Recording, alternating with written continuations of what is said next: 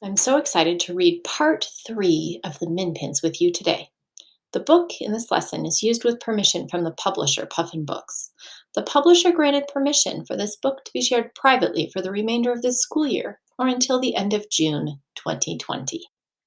Once Swan looked round to see if little Billy was all right. Little Billy nodded and smiled, and he could swear Swan nodded and smiled back at him. At last, Swan must have decided they had done enough teasing. The great thick orange-red cloud was leaping up and down in a frenzy of hunger and desire, and the whole forest was echoing with the snorts and growls of the awesome creature. Swan glided round and headed in a straight line towards the edge of the forest, and of course the vast cloud of smoke came hurtling after it. Swan was very careful to fly low all the time, keeping just in front of the Gruncher, leading him on, threading a path carefully through the great trees in the forest. The scent of human food was very strong in the Gruncher's nostrils, and he must have been thinking that so long as he kept going flat out, he would catch his meal in the end. Suddenly, right in front of them, on the edge of the forest, was the lake. The Gruncher, hurtling along right behind them, was interested only in the glorious human scent he was following. Swan flew straight towards the lake. It skimmed low over the water. The Gruncher kept going. Little Billy, looking back, saw the Gruncher plunging right into the lake, and then the whole lake seemed to erupt in a mass of boiling, steaming, frothing, bubbling water. For a brief moment, the terrible red-hot, smoking, belching Gruncher made the lake boil and smoke like a volcano, and then the fire went out, and the awesome beast disappeared under the waves. When it was all over, Swan and little Billy flew higher and circled the lake for a last look. And suddenly, the whole sky around them was filled with birds, and every bird had one or more minpins on its back. Little Billy recognized Don Minnie riding on a fine jay, and he was waving and cheering as he flew alongside them. It seemed that all of the minpins from the big tree had turned up as well to witness the great victory over the dreaded Gruncher. Every kind of bird was circling around little Billy and Swan, and the minpins on their backs were waving and clapping and shouting with joy. Little Billy waved back and laughed and thought how wonderful it all was. Then, led by Swan, all the birds and the minpins returned to the home tree. Back in the tree, there was a tremendous celebration for little Billy's victory over the dreaded Gruncher. Minpins from all over the forest had flown in on their birds to cheer the young hero, and all the branches and twigs of the great tree were crowded with tiny people. When the cheers and the clapping had died down at last, Don Minnie stood up to make a speech.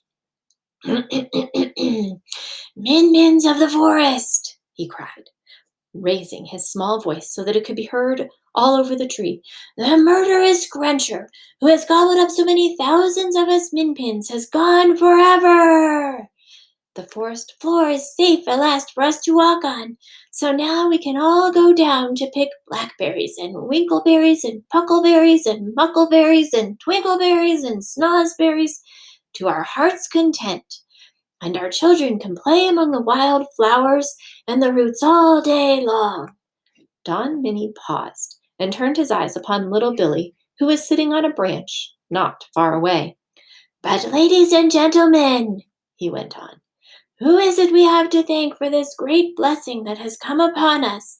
Who is the savior of the Minpins? Don Minnie paused again. The Minpins in their thousands sat, listening intently. Our savior, he cried out, our hero, our wonder boy is, as you already know, our human visitor, little Billy. Cheers and shouts of hooray for little Billy came from the crowd.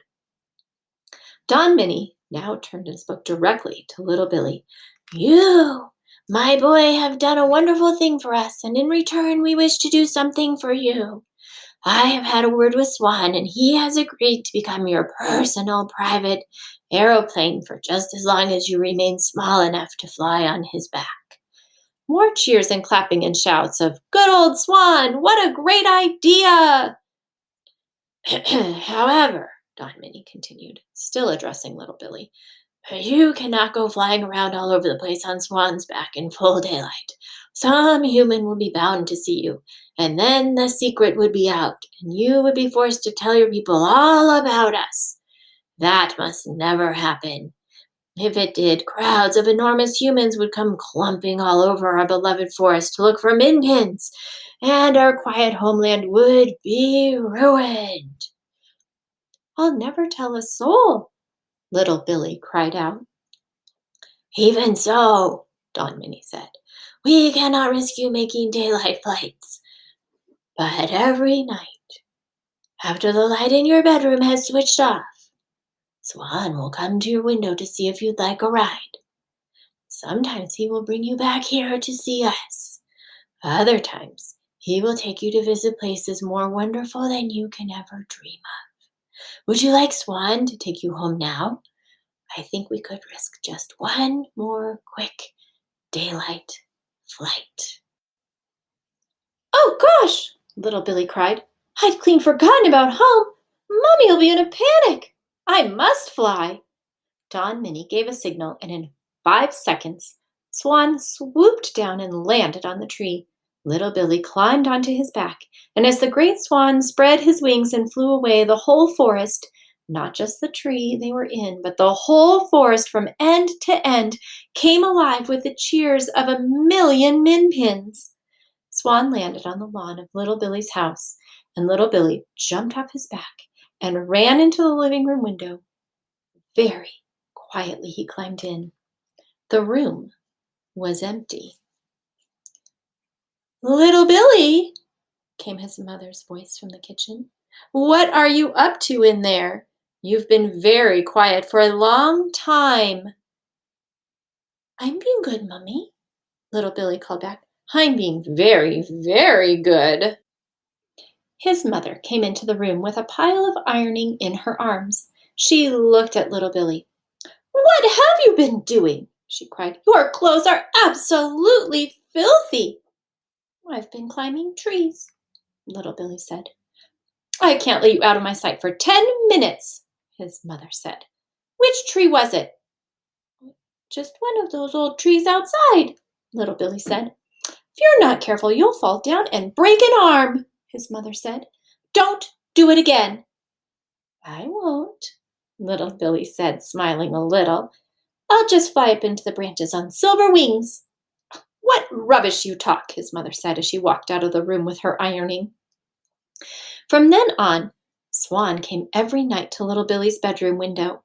He came after Billy's mother and father had gone to sleep and the whole house was quiet. But little Billy was never asleep. He was always wide awake and eagerly waiting. And every night before Swan arrived, he saw to it that the curtains were drawn back and the window was open wide so that the great white bird could come gliding right into the room and land on the floor beside his bed. Then little Billy would slip into his dressing gown and climb onto Swan's back, and off they would go. Oh, it was a wondrous secret life that little Billy lived up there in the sky at night on Swan's back. They flew in a magical world of silence, swooping and gliding over the dark world below where all the earthly people were fast asleep in their beds. Once, Swan flew higher than ever before, and they came to an enormous, billowing cloud that was shining in a pale golden light. And in the folds of this cloud, little Billy could make out creatures of some sort moving around. Who were they? He wanted so badly to ask Swan this question, but he couldn't speak a word of bird language. Swan seemed unwilling to fly very close to these creatures from another world, and this made it impossible for little Billy to see them clearly. Now, friends, if you've read James and the Giant Peach, you know why it was a good idea not to get very close to these creatures on the clouds. Another time, Swan flew through the night for what seemed like hours and hours until they came at last to a gigantic opening in the earth's surface, a sort of huge gaping hole in the ground. And Swan glided slowly round and round above this massive crater and then right down into it. Deeper and deeper they went into the dark hole. Suddenly there was a brightness like sunlight below them, and little Billy could see a vast lake of water, gloriously blue, and on the surface of the lake thousands of swans were swimming slowly about. The pure white of the swans against the blue of the water was very, very beautiful. Little Billy wondered whether this was a secret meeting place of all the swans of the world, and he wished he had been able to ask Swan this question as well. But sometimes mysteries are more intriguing than explanations, and the swans on the blue lake, like the creatures on the golden cloud, would remain a mystery forever in little Billy's memory. About once a week, Swan would fly little Billy back to the old tree in the forest to visit the Minpins. On one of these visits, Don Minnie said to him, "Oh, you're growing up so fast, little Billy. I'm afraid that soon you will be too heavy for Swan." "I know," little Billy said. "I can't help it." "I'm afraid we don't have any bigger birds than Swan," Don Minnie said. "But when he can't carry you any longer, I do hope you will still come up here to visit us." I will, little Billy cried. "I will always keep coming to see you. I will never forget you." "And listen," Don Minnie said, smiling. Perhaps some of us might come down in great secrecy to visit you." "Could you really do that?" little Billy asked. "Oh, I think we might," Don Minnie said. "You could we could trickle silently down to your house in the dark and creep into your bedroom for a midnight feast." "But how would you get all the way up to my bedroom window?" little Billy asked. "Have you forgotten our suction boots?" Don Minnie said. "We'd simply walk straight up the wall of your house." "How lovely!" little Billy cried. "And then we can take it in turns visiting each other." "Of course we can," Don Minnie said. And that is exactly what happened. No child has ever had such an exciting young life as little Billy, and no child has ever kept such a huge secret so faithfully. He never told a soul about the Minpins. I myself have been very careful not to tell you where they live, and I am not about to tell you now.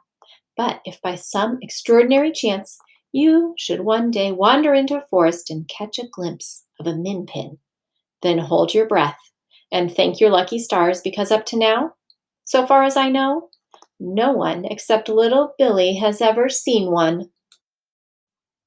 Watch the birds as they fly above your heads, and, who knows, you might well spy a tiny creature riding high on the back of a swallow or a raven.